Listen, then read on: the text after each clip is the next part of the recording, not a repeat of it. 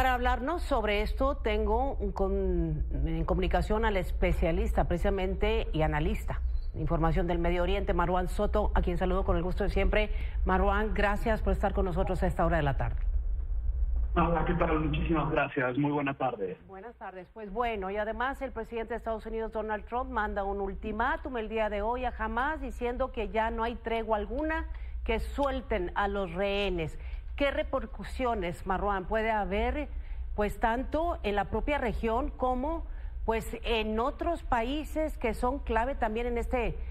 este asunto, en este conflicto en Medio Oriente, y también repercusiones de una respuesta contundente a Estados Unidos? A ver, creo que hay justo que poner en el contexto las cosas y situar cuál es lo importante de lo que estamos hablando. Justo es lo más relevante lo que dijiste al inicio, esa es la parte más importante, que es estas llamadas que ha tenido la administración Trump con gente de Hamás, que fueron dadas a conocer, se dio a conocer en los últimos días, sobre todo ayer, a partir de, primeramente, Andaló, una agencia de noticias turca, donde se empieza a saber que venían desde hace tiempo las pláticas entre Hamás y miembros de la administración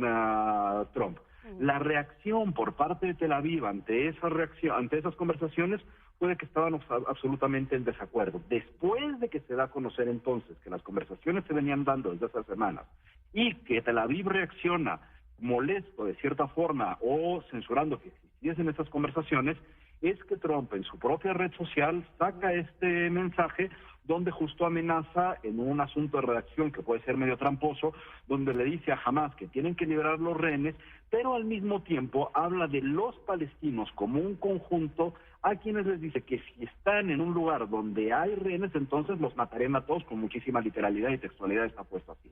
Eso es lo que lleva a cierta alarma, gracias a que en la redacción, como se está planteando, básicamente está diciendo se van a matar a los palestinos, confundiendo quizá o no a palestinos con Hamás en su conjunto, que en el contexto en el que estamos, de fin de la primera etapa del cese al fuego y la dificultad de entrar en la segunda etapa, es que entonces lleva a la preocupación. Ahora, ¿cuál es la parte que termina siendo más relevante en la región de los últimos días? Más allá de estas conversaciones, más allá de la reacción de Tel Aviv, más allá del mensaje de Trump, es que el 4 de marzo en Cairo se dio una cumbre de emergencia sobre Medio Oriente en la que fueron citados todos los países árabes, que tiene además una relevancia importante porque es la primera cumbre de emergencia árabe a la que acude Siria después de la caída de Bashar al-Assad a finales de año pasado, donde entonces se plantea en esta cumbre de emergencia un plan de reconstrucción de Gaza que lo primero que dice es que Gaza se puede reconstruir sin el desplazamiento de la población gazatí y evidentemente sin el desplazamiento forzado, que es lo que en un inicio, cuando va Netanyahu a la Casa Blanca, dice abiertamente Trump en un llamado a una operación de limpieza étnica. ¿Qué es lo que sucedió entonces por parte de Washington tras esta propuesta de los países árabes, donde incluso se está hablando de una suma y que ya habría participación, dinero real, pues, para que se diera esa reconstrucción, insisto, sin el desplazamiento de los gazatíes? Estados Unidos entonces rechaza esta propuesta por parte de los países árabes, poniendo en jaque no solamente la misma situación de supervivencia de la población gazatí, el plan propuesto en Cairo, sino que además pone en riesgo o pone en una situación más endeble el acuerdo de paz entre Israel y Cairo, que es uno de los grandes baluartes de estabilidad en la región para evitar que esta cosa se extienda. Y mientras sucede esto, Israel corta y avisa del recorte del flujo de ayuda humanitaria, amenazan con cortar además el agua, la luz, etcétera, y al mismo tiempo siguen avanzando en el otro territorio palestino, en el West Bank y Cisjordania, con su distinta operación de colonos y de avances sobre los asentamientos decretados ilegales por cualquier noción de derecho internacional. Entonces, Marwan, sí podría haber de alguna manera un impacto importante con esta medida en las negociaciones de paz y los esfuerzos diplomáticos que se han dado por allá.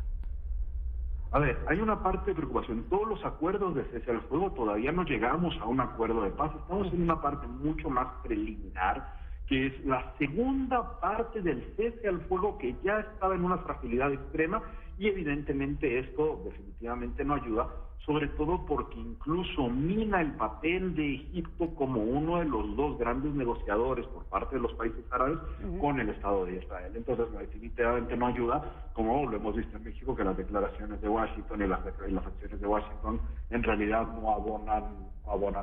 al gran conflicto. Y bueno, los demás actores políticos y de la región, Irán, Arabia Saudita, ¿cómo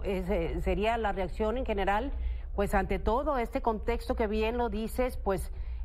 ha sido, digamos, muy delicado y que realmente no ha habido una fundamentación donde ya se vea la claridad.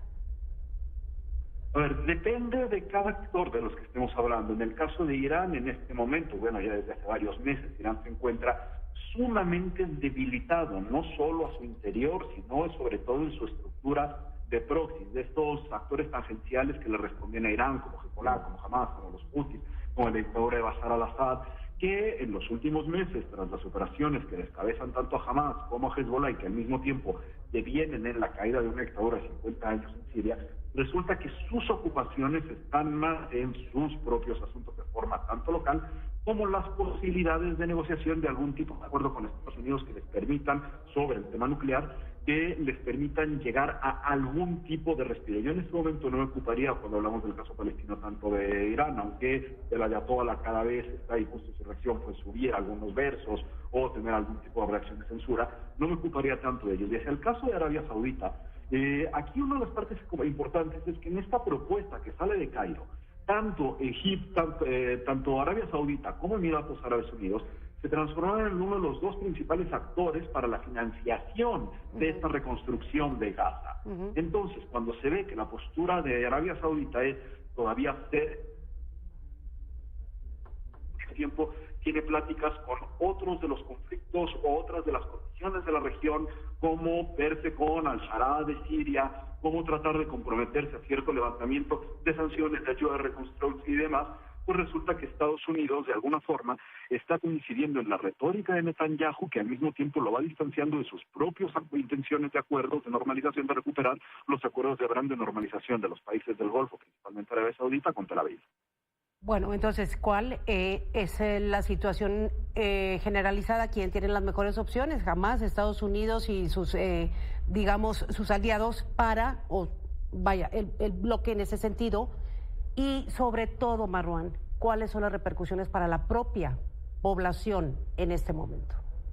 A ver, en esto la repercusión más grave para la propia población, y estamos hablando particularmente de Gaza, es que la actitud que ha tomado Israel después de la visita de Netanyahu a Washington es de una absoluta falta de disposición a cualquier avance, sino el reforzamiento de las posturas que tenían los cercanos a Netanyahu de su gabinete de extrema derecha. Es decir, visiones totalmente ajenas a cualquier tipo de construcción de paz, a cualquier tipo de visión de coexistencia, pues, donde al final sus acciones precarizan a la población gazatí con este corte de ayuda, con este corte de agua, con este corte de luz y con la continuación del avance de operaciones en Cisjordania. Es decir, que para quienes menos son favorables las condiciones, para variar, es para la condición gazatí. ¿Para quién es favorable? Para el gobierno de Netanyahu, que resulta que coincide de forma extrema con todo esto que hemos visto y hemos padecido desde México de la visión de Trump, donde las coincidencias entre Trump, Netanyahu, Putin resulta que están marcando un contexto que precariza justamente las posibilidades de paz y de tranquilidad en la región, donde los actores regionales tienen que convivir con esto, pero al mismo tiempo ocuparse de sus propios asuntos, ¿no? En el caso particular de Siria, su propia reconstrucción, que al mismo tiempo se está viendo amenazada porque bajo este mismo contexto el gobierno de Netanyahu no ha parado de identificar las acciones militares, también en contra del derecho internacional en territorio sirio. Así es. Bien, Marwan Soto, te agradezco mucho, hayas estado con nosotros, muy claro la situación y pues le vamos a dar seguimiento, obviamente, a la información los próximos días. Gracias por atender el llamado hoy y ojalá podamos volver a platicar pronto. Marwan, gracias. Siempre, gracias, hasta luego, buenas noches. Buenas noches.